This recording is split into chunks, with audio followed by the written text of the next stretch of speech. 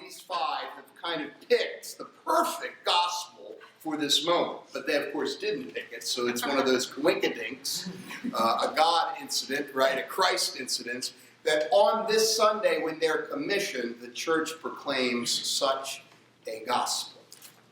And this gospel always makes me think of the famous words of Mark Twain. He once said, you know, some folks say that what makes them nervous and anxious are the parts of the Bible they don't understand. But what makes me nervous is the part I understand all too well, but I don't do. Matthew 25. But what got me thinking when I heard this gospel, the first thing on my mind was school. Now, it seems like a weird thing, but I am, after all, the beneficiary of about 20 years of classroom instruction, plus 7 years that I became sadistic or masochistic and decided to teach high school before I entered the order. But yeah, I've spent many years in the classroom, and as I was thinking about these five folk, I figured in my quick math, they probably did 16 years apiece, those that didn't do grad school. 80 years of school we have sitting here in front of us. 80 years of instruction in a classroom. And we all know that in classrooms, the most dreaded part is the test, the final test that we get, the final exam that the teacher gives. Now, I don't know about you, but I was always a big fan in high school and even in college of history tests, history tests. Because it seemed to me they were pretty easy, You had to just study the dates, get all the people correct, get the story correct, and you could ace it, right? So I'm going to play a little game of when. When did that happen? You ready to play? When did this happen? A little history game. See how smart you are. When was the actual birth year of Jesus? Little funny factoid. Most people think it was 4 BC. I always love to say 4 years before Christ was born. But that was a mistake in the calendar. Okay, you didn't know that one. Okay, now we're going to get into Franciscan history. All my Franciscans better get all these right. When was the birth year of St. Francis of Assisi? Birth year? 1182. Amanda, one of the volunteers. After all, she did learn this from me, so she better. Now, when was the birth year of St. Clare? 13 years later. You're right. Or 11. Actually, depending on the sources, it's 1194. So you're pretty close. Again, Amanda's being the smarty pants. When did we think Francis start his first order? Of course, we have 3 orders started by little Frankie there. But his first order, the Order of the Lesser Brothers, the Friars Minor, they started in, anyone know? 1209. Very good. High five to the brother in the middle row there. Okay, this one we should get, right? Many houses, many Franciscan houses, this is the combination you can break in with this number. Ready? When did Francis die? What year is his death? 1226. Sarah's been around too long. All right, good. When did Claire die? What year did Claire die? When was her death? 1253. All right, we'll stump one. When was Father Paul born? You ready to say 1980? Yay! Actually, that was 20 years after my birth, so I won't let you do that. Okay, when was FMS, Franciscan Mission Service, founded? 1985, and their first missioners went abroad in 1990. Okay, I read your website. See, I wanted to prove. Now, all of you are saying, what's all this silly date stuff about? Well, brothers and sisters, we just heard of what we might call the ultimate final exam. All of us, at some point in our future, will sit before the King of Kings and we will get an exam. And the interesting issue here is it won't be a trick exam. There won't be any curveballs. There won't be anything on the exam that the teacher didn't tell us about. In fact, when we get to the exam, there's going to be a history test. And there's going to be just really one question.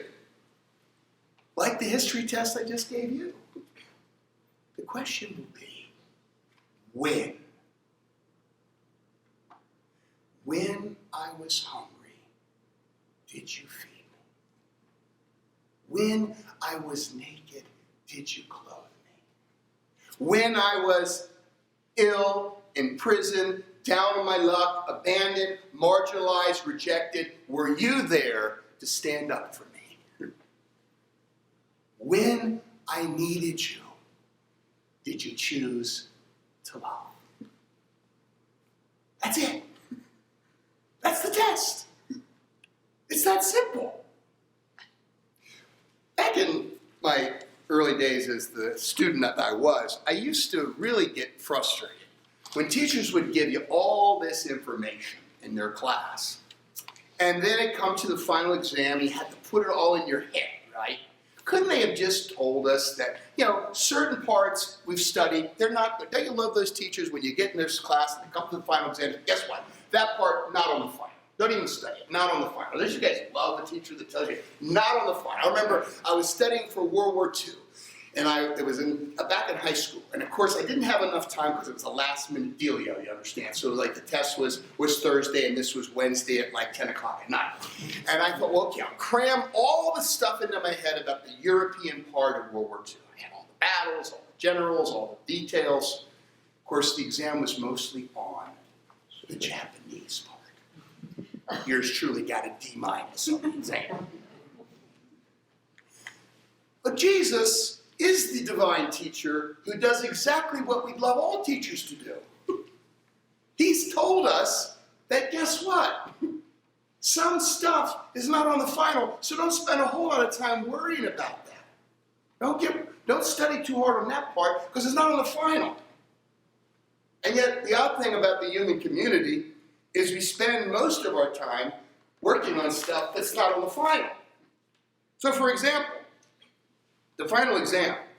During your life down on earth, how much money did you make? And Jesus says, not on the final. Don't worry about it. Or what kind of cars did you drive? Did your neighbors think it was neat when you rode down the street in your late model whatever? Not on the final.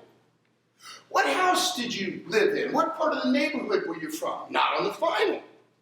How popular were you in your social circle? How many friends did you have on Facebook? Church says, not on the final. How many awards did you win? How wonderful did you sing in church? They did a great job already, right? But guess what? That will not be on the final. Well, how good sermons did you preach down there, Father Paul? Guess what, Paul? Not on my final. No. Jesus says, there's only one question on my final. When you had the chance, did you choose to love? That's the test. And yet so often, at least in my life, I spend so much time expending so much nervous, anxious energy on stuff that's not on my final. On the website, I read, what is FMS? And the first lines read this. Franciscan Mission Service came into existence in 1985 at the request of a group of North American Franciscans, OFM, who felt called to offer lay people the opportunity to experience international mission in the spirits of St. Francis and Clare. Beautiful statement of their mission. But I might offer my own definition of FMS, if I may. Maybe you'll put it on the website next time I read it. FMS is basically a study hall for the King's final exam. It's a kind of classroom where students focus on the most important topic in the great syllabus of life. Matthew 25. When I was in need, did you respond? I want to give my 5 sisters and brothers one little tip that I have used over my years trying to cram for the final. And my tip is very simple. Being in this classroom, trying to ace the master's exam, I have found it extremely helpful to cheat, to copy off the smart kids in class. Now, normally in school, your teacher would tell you never do that, right? That's going to get you in trouble. That's going to get you to flunk. You don't want to cheat when you're in a regular school. But our Lord and Master, he likes to turn the world upside down, right? Jesus is the man of opposites. And in our school, guess what? Cheating is good. Find the smart kids and cheat. And isn't that what we Franciscans are doing in this outfit, right? We're saying we're here cheating off a guy who aced the exam. And I love Francis because Francis was a guy who actually was getting the exam totally wrong. He was studying for all the wrong stuff for about 20-some years. And God, being the patient God that he was, decided he needed a little bit of a hint. And when we think about Francis's conversion, he tells us it did not come from praying rosaries. It did not come from church, going into a church. It did not come from singing hymns. It came when a man that he absolutely despised walked up and turned his life around. It came from an encounter with a leper. Read his autobiography, aka the Testament. When I was in sin, the sight of lepers disgusted me. But the Lord, wanting me to pass his final, said, okay, Francis, let me lead you among them. And in his bitterness, he went there, and what he saw there after he kissed the leper, he said, had become to him sweetness and light. And then he said, that's it. I'm spending the rest of my days focused on the Lord's final. It was the leper. It was this marvelous encounter with, the fairy tale of the frog, the princess and the frog. We all know that story, right? Isn't it a marvelous fairy tale? The girls certainly know the story, right? They're all looking for their frogs right now if they're single, amen? All these single girls in God's house are hoping they find that frog. And the princess sees the frog and she kisses the frog and she transforms. Her kiss transforms the frog into a marvelous, handsome prince. And what Francis realized when he kissed the leper is that in fact he was the frog. He was the man that needed to be transformed by what he called ugly. And so he had the courage to kiss the leper, and then all of a sudden, the logic of Matthew 25 exploded in his heart, and all he could do from that point on is focus on the Master's exam. Brothers and sisters, my question before we commission you is more than just for the next couple of years. It's to everyone in this room. Where is the leper in your life? Where is the frog you need to kiss today? Maybe that leper is someone like a true leper, huh? Someone on the margins of your life. That homeless person that you walk by on the way to work, not even have time to say hello, good morning, how about a cup of coffee? Or maybe that leper is someone much closer. Someone in your own family who we're getting ready for Thanksgiving. Good time for the message, huh? At Thanksgiving, there's always those family members who everyone likes to talk about, but nobody likes to talk to. And maybe today, the Master, the King, is saying, to get the exam right, maybe focus this Thanksgiving on reaching out to that member of the family. Or maybe the member is sitting next to you right now. Maybe you had a little fight on the way to Mass. Maybe you were late getting here and you got to kiss that leper that you've been marginalizing. Or finally, sisters and brothers, maybe the real leper you're avoiding is the one that's inside of you. Because what Francis really understood is that when he was avoiding the leper out there, he was actually frightened and terrified of the leper in here. And we all have that leper, huh? That part of ourselves that we don't like very much. We can dress it up in brown habits or pretty clothes. We can put on makeup. We can pretend to the world that we got our stuff all together. But inside, we know another story. And the Master is inviting us today to also recognize that that's a person that needs God's love too. Major league. Because when you kiss that leper inside of you, you begin to empower yourself to really kiss all the lepers around you.